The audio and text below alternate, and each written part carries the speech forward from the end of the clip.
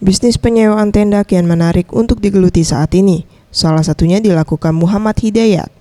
Mulanya ia menggeluti penyewaan pelaminan, kemudian berlanjut dengan penyewaan tenda.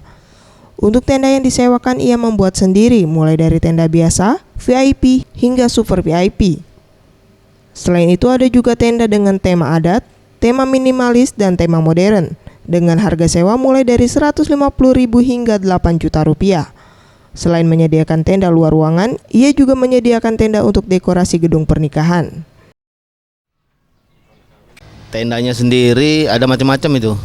Ada yang tenda biasa, yang VIP dan super VIP ada juga semua. Terus yang pelaminannya macam-macam juga menurut pesanan konsumen.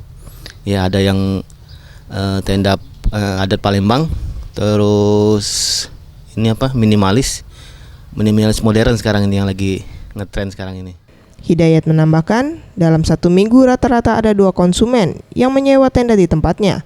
Dari hasil penyewaan tenda tersebut, ia bisa meraih omset hingga puluhan juta setiap bulannya. Anugerah Sandi Pratama, Maulana Yusuf, Sriwijaya TV.